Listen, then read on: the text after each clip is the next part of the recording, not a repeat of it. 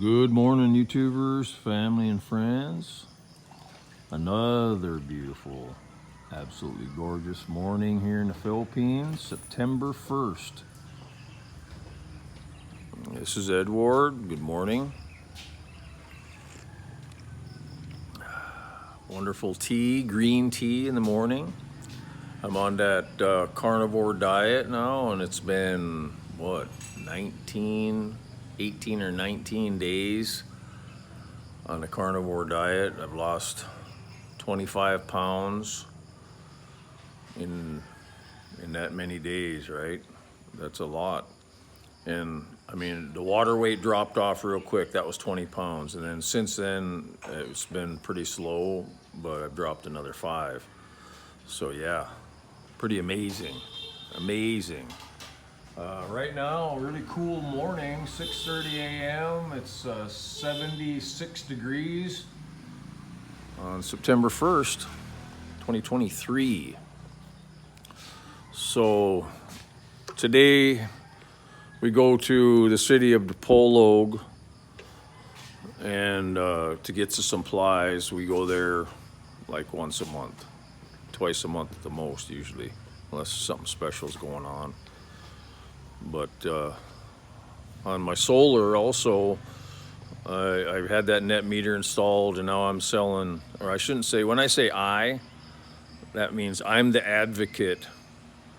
I'm my wife, my Filipino wife's advisor, because as a foreigner, I don't have very many rights here. But as a husband of a Filipina, I actually do have quite a few rights. I mean, my name is on the deeds to our land purchases and our home and everything. I mean, as a married man to a Filipina, you have rights in the Philippines. Don't let other people tell you you don't, because you do. You're integrated into society, Filipino society. So you have lots of rights compared to if you just have girlfriends, or if you're just a foreigner visiting, or even an expat that doesn't get married. Yeah, you don't have any rights then. Then you can get yourself in some big trouble. But if you put yourself in a position to get yourself in trouble, like I say, on this net meter, I'm waiting for my electric bill. It's September 1st today, and I still don't have my electric bill. And usually I always get it on the 20th of every month. So it's been since the 20th of last month, I still don't have my electric bill because they switched over to the new net metering billing system, right? Well, just like everything else in the Philippines, good luck with getting anything timely. And I even signed a contract with them, right? A legal contract. And the legal contract says that they have to immediately, which immediately to me is same day, give you the bill, your electric bill, when the day that they read your meter. Yeah, so I've made lots of contacts back to the head engineer and the power company, and it's coming, we're just having problems, blah blah blah. So you know what, no one pays attention to the law here. And there's another example, loud mufflers that they install on these motorbikes, right? And they just rip them. The decibels is like 80 to 100 decibels on some of these motorcycle mufflers. You know, it doesn't bother me near as much as it used to, but it interrupts you, right? It's those big loud mufflers. It's like, hey, look at me. I don't care what you're doing, but I'm gonna interrupt whatever you're doing so you can look at me. So it's disrespect, which is crazy of this country, because this country is built on a lot of respect.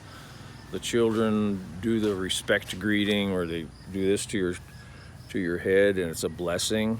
I mean, there's supposed to be a lot of respect, but then that kind of stuff happens. So anyways, back to the law in the Philippines. Yeah.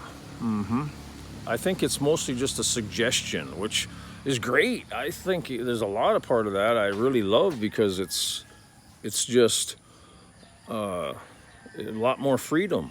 Big time. The enforcement is zero. So, you know, loud music, roosters, loud mufflers, burning garbage in your face and all that stuff, that's actually a freedom. Seriously, right? It is. And yeah, it pisses some people off, but you know what? You just gotta get used to it if you want all kinds of other freedoms. Like in the U.S., some of these first world countries, the law enforcement, like in the U.S., guns and ammunition and armored vehicles that all the police departments have now, and there's every kind of agency in the U.S. that has guns and is trying to investigate you, trying to capture you, and whatever you're trying to do in life, capture you into paying them big money for whatever, licenses, insurances. There's so many regulatory requirements in the U.S. and some of these first world countries that you can't even do shit. I mean, almost nothing without a license or some kind of a fee so you can do something. Yeah, it's terrible. And you can get yourself in that kind of a situation here in the Philippines too, if you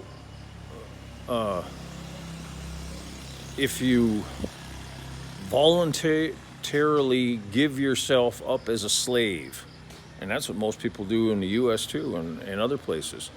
Voluntarily give themselves up as a slave. And the reason they do, because of fear.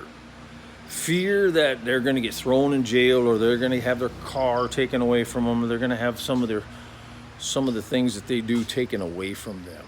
So what kind of freedom is that? Zero. So, I mean, I understand there should be law and order, but that should only be in the realm of, okay, if you murder your neighbor, you're going to get put in prison or put to death, just like you killed him. Now it's your turn, you're going to die. You know, an eye for an eye, which yeah, I totally agree with all that. Or if you steal from burglarize your neighbor or rob your neighbor, you're going to have your hand removed. That's, I think, what they still do in China, or they cane pole you for first offense, and, you know, like have a cane pole and slap, like whipping, right? Flogging. Actually, some of that stuff I agree with, but not first offense. I think first offense, it should be, okay, you're caught. If you ever get caught again, then you're going to have this flogging done to you. I agree with that, because why would you? You obviously get a pretty desperate or pretty evil person if you're stealing or robbing people, right? So I agree with all that. And you know what? The way it is in the Philippines, that's why they have this communities of barangay, and they have a barangay captain, right? And the barangay captain takes care of all that stealing and land border disputes and cheating on each other's spouses, or people getting in fights, neighbors getting in fist fights, or any of that. That's all done at the very basic local level, and you have to go through and have a meeting. The families have to show up. They have to discuss what happened, and then the barangay captain is like basically a judge and jury kind of one-man decision making on what's right and what's wrong, and then he has to make a decision of what he's going to do to solve the problem. You know, either you're going to have to pay for the medical costs if it's a fight, or if you stole from them, you have to make reparation and give the item back, or pay for that item, or whatever, right? So there's only in huge bad stuff like murder, or if someone gets wounded and put in a hospital, or you know, then you can file a case in a bigger court. But usually it all stays at the local level here. And you have to put up with the embarrassment, right, of all your neighbors and family and friends and your barangay if you're doing such wrong things in their eyes, right? So that's a big deterrent right there, because everyone's real close here, right? There's no money, so it's everyone's tight-knit families and stuff like that, which is pretty cool, I think. In the U.S., everybody's individual. I have a car, I have a motorcycle, I'm going to go and do whatever I want, and I don't care what you say. That's how they treat the parents in the U.S. 9 times out of 10. There's no respect. It's all me, me, me, me. I'm going to do what I want stuff. You know, that's why the whole U.S. it's falling apart. It's all so many people on drugs and I mean over-the-counter drugs. I mean prescription drugs. It's like at least 50% of the population's on prescription drugs of some kind, mood-enhancing drugs, antidepressants. I mean, it's amazing the whole U.S. between sugar and high carbs, which is more addictive than cocaine and alcohol. Between that and alcoholism and illegal drug addiction, it's what 90-some% in the U.S. in some of these first world countries. It's of their addictions. So when anyone says, "Oh, I'm staying away from people that have addiction problems," well, then you better go in the mountains in a cave, because, like I say, 90% plus people in this earth have some kind of addiction. So good luck with you on that one, trying to stay away from it, people with addictions. I've learned a lot about that, even since I started this carnivore diet. I was completely addicted my entire life to sugar and high carbs. And like I say, I'm going through withdrawals right now. I'm into my 3rd week of carnivore. I'm going through withdrawals. It's really not that bad, but I can feel it. And, I'm having a little bit of bowel issues, and I'm peeing stuff out, toxins and stuff, and stuff's coming out of my lungs that have been in there since I had pneumonia 7 years ago. That kind of stuff's coming out of my throat. I mean, it's crazy amazing that this carnivore diet, which is high protein, high fat diet, and 0 carbs, right? I mean, what it's doing to my life and transformation back to what God intended us to be like, running not on fructose, glucose, glutamate. Not your mitochondria is in all your 199 cells in your body, different types of cells. And the mitochondria is your engine. That's the engine that powers all the energy in your body. And it can only run on those things: glucose, glutamate, and the third one, which the body was designed to run on, is ketones. And ketones is low insulin. And your body's designed, if you eat tons of sugar and high carbs, is going to spike your insulin levels up, where all the stuff that you eat in whatever meal goes into fat cells. Yes, goes into fat cells and stores that energy for a later time. That's how people become so fat, eating all that sugar. And I know about how bad the sugar is. My second wife died of basically sugar overdose. There's no doubt in my mind. She'd have a 1/2 inch thick of sugar on her pancakes or French toast when we had that in the years past. That's how addicted to sugar she was, and she passed away from this world, God bless her heart, at 50 years old. 50.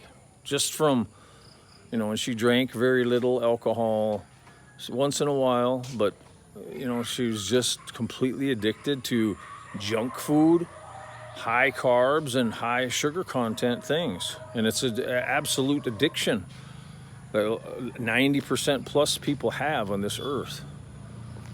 You go through a grocery store, 90% of everything in the grocery store is bad for you, bad for your body. Absolutely. So anyways, I'm gonna let you guys go. We're gonna be heading out to DePolo here in a few minutes. So I love you guys. Take care, and absolutely just meditate. Not, I shouldn't say meditate, I should say pray. Or some people meditate too, which is just in deep thought. But really pray to Jesus that he can guide you to do his will in your life, because a lot of people won't change absolutely at all until they're real sick, or real pain of some kind. That's when people change. That's when they'll get up off their ass and actually do something, unless you have a natural motivation inside to make yourself and your family better. So good luck with all that. That's a daily struggle in this life, on this earth. So you guys take care, and absolutely God bless you all. Bye-bye.